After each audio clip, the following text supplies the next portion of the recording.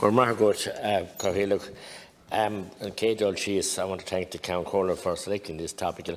I believe it to be very important that we do discuss this and we do make our voices heard as a neutral country.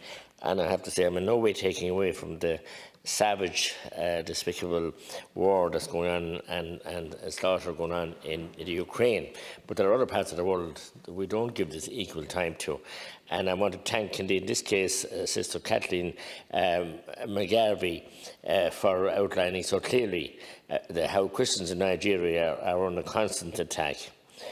The Christians in Nigeria, as I said, are under attack on a daily and an hourly basis. And not only in Nigeria, but also in Yemen, and indeed some parts of the eastern world that we were supposed to have liberated, where we went in and, the Americans indeed coalition of forces and bombed the places to bits, and we saw what happened in Afghanistan. But, we had, it's hard to believe it, but under some of the dictators, and minority religion Christians and minority Muslims and other religious faiths were allowed to worship with impunity and protection. And since those dictators have been removed, they haven't got the same freedom of worship, and that's a shocking situation.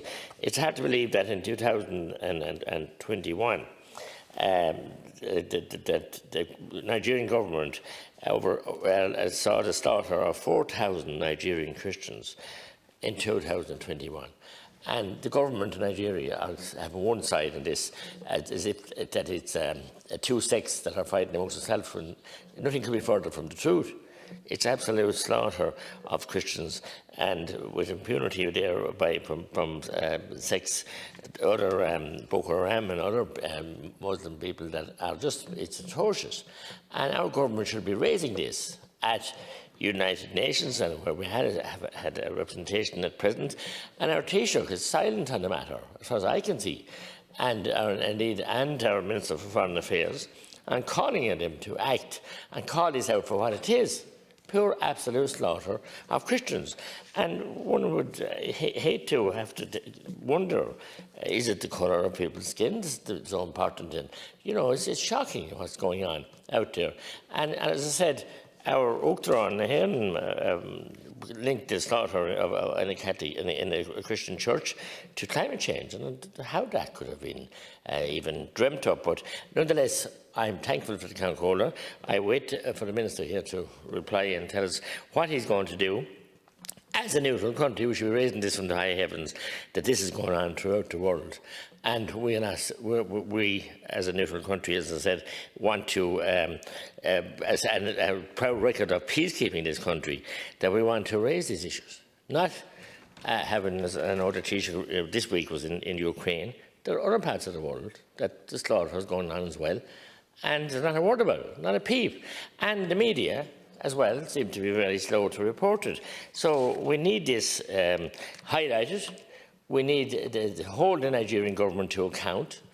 I am a member of the International Christian Legislators, and I've got first-hand accounts from Nigerian members of Parliament and government ministers of what's going on. So I am very, very concerned.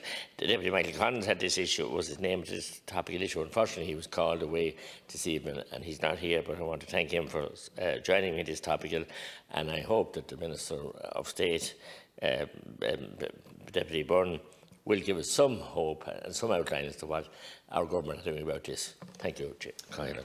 Thank you, and thank you, Deputy McGrath, for raising the issue, because, of course, this is an issue I would have raised myself as an opposition TD, and I'm grateful that you're raising it here today, and it gives us a chance to outline exactly what the government is doing and where we're raising this at international fora. So thank you for raising it.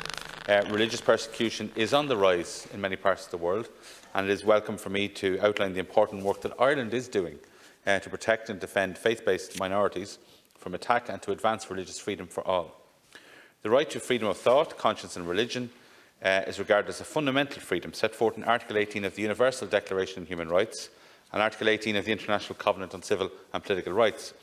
The UN Human Rights Committee have confirmed that it includes the freedom to change religion or belief or to adopt atheistic views.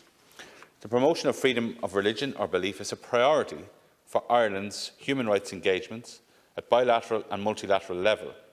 which we reaffirmed in our policy document, The Global Island, Ireland's Foreign Policy for a Changing World.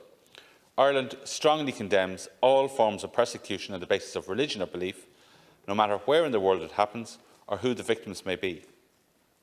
At multilateral level, the right to freedom of religion or belief features prominently in Ireland's engagement at the UN Security Council, in the UN General Assembly and at the Human Rights Council, as well as through our participation in intergovernmental alliances dedicated to religious freedom and the protection of minorities. So, as recently as the 21st of March 2021, Ireland participated in a special sitting of the Security Council where we raised issues relating to freedom of religion and belief. In particular, Ireland used this opportunity to share our own experience of religious conflict, reflecting on the important role that religious leaders have played in securing peace for Northern Ireland. Ireland condemned the use of religion or belief to create hierarchies of humanity, which are artificially constructed to generate categories of belonging and exclusion. This cannot be tolerated. Ireland consistently co-sponsors resolutions on freedom of religion or belief at the UN General Assembly and at the Human Rights Council. Ireland is also a member of the International Holocaust Remembrance Alliance, as well as the International Contact Group on Freedom of Religion or Belief. Indeed, my own work in the General Affairs Committee deals with anti-Semitism. Both of the organisations that I mentioned, the International Holocaust Remembrance Alliance and the International Contact Group on Freedom of Religion, both of those bodies work to strengthen, advance and promote religious freedom. Within the EU also, Ireland works with partners to address the persecution of Christians and other religious minorities. So during Ireland's presidency of the Council of the European Union in 2013, Ireland played a key role in the development and adoption of the EU guidelines on freedom of religion or belief. These guidelines provide a framework for the promotion of the freedom of religion and belief in the EU's external human rights policies. So I wish to take this opportunity to condemn in the strongest possible terms the attack last month on innocent civilians gathering to attend Sunday Mass at St Francis Catholic Church in Owo, Nigeria. This was the latest in a string of deadly faith-based attacks to take place in this country over the past decade. This attack resulted in the death of multiple people and left a further 40 wounded. There can be no justification for acts of violence or discrimination of any kind on the basis of religion or belief. Atrocities of this kind remind us that we cannot take religious freedom for granted. So our diplomats, our embassy in Abuja, they all continue to work with the local civil society on the ground to monitor developments in relation to the investigation of this attack. Ireland takes very seriously its commitment to ensuring the right to freedom of religion or belief and continues to use all avenues available to highlight our concerns and to actively engage with like-minded partners. Thank you, Minister. Minister. Deputy McGrath, 2 minutes. Thank you, and I want to thank Deputy Carol Nolan as well for continuously asking parliamentary questions and raising this issue, and wants to be associated with it as well. We were so fortunate last Saturday in Jakarta to have a celebration of Mass by our parish priest, Father Michael Toomey, out at Hamesrock, where the men, priests actually were victimised and terrorised and indeed paid the ultimate price of their lives back in the penal days. And it's nice that we've moved on, and thankfully we were celebrated that late Father Paddy Hanlon resurrected this Mass some 20 years ago. We have it every July out in the Muffin Spire, and it's a wonderful day in the parish, and it's nice to remember that. But this, as you have referred to as well, that vicious attack on that church in Nigeria where people gather to worship, and it's going on an hourly, a daily and a weekly basis, and the Nigerian government must be held to account. And the same as in Yemen and other parts of the country, as I said, of the world, as I said, Ireland must be to the forefront. But I don't hear geeks. You outlined that you do have done it at the United Nations and our officials are doing it. But why is our Taoiseach not cheerleading on this, as he is, as I said, what's going on in other countries, namely with the war in Ukraine? So we must be equal-handed, and we must deal with all persecution on the basis of religion. It's obnoxious, it's obscene, and the way that the ease of access and they use this, the Boko Haram and other minority sects can easily recruit from people who haven't great education. And I want to thank the religious sisters and priests of Ireland and that went all over the world to provide education, and are still doing it here. And goodness knows they get enough criticism here in this House, but I want to salute them for what they have done. what they continue to do. But we need to keep this on at United Nations level, at EU level, and any place else we can raise it, because it's just not acceptable that this kind of religious persecution can take place, and the savage loss of human life is atrocious. Thank you, Deputy Minister. Thanks again for raising the issue. I did outline that we do engage a lot at multilateral level, and I'll just outline some of the recent work on that. So, the 50th session of the UN Human Rights Council concludes later this week in Geneva. Ireland at this took important steps to highlight our concerns around religious freedom. So, along with 46 other countries, Ireland signed up to a joint statement on human rights in China. The statement noticed with particular concern reports of China's restrictions in Xinjiang, which include restrictions on the right of the Uyghur population to freedom of religion or belief. Ireland also presented an Item 2 national statement which called on the Chinese authorities to respect international law, particularly in relation to the rights of those living in Xinjiang and Tibet. At the Human Rights Council again, Ireland has previously supported resolutions to extend the mandate of the UN Special Rapporteur for Religious Freedom to allow a continuation of this important and meaningful work on the world stage.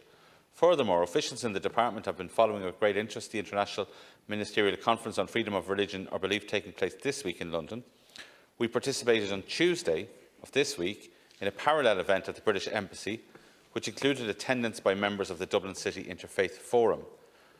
And all of this work that's been done by officials, all at various multilateral bodies, is done on behalf of the Government of Ireland and the people of Ireland. And the Taoiseach can't be at every single meeting, but as I think you can see now, there is a huge amount of work being done by the Government in this area, and I'm grateful that you give me a chance to outline that. Ireland is fully committed to protecting the right to freedom of religion or belief, and continues to use all avenues available to highlight our concerns and to actively engage and support like-minded partners. And again, I want to thank our embassy in Abuja for the work they're doing on the ground currently in following the investigation and working with people on the ground on behalf of Ireland, on behalf of the Dáil, on behalf of the people, to get justice there and to make sure an investigation can find out what happened and put a stop to all this violence and discrimination against people because of their religion or belief. Thank you.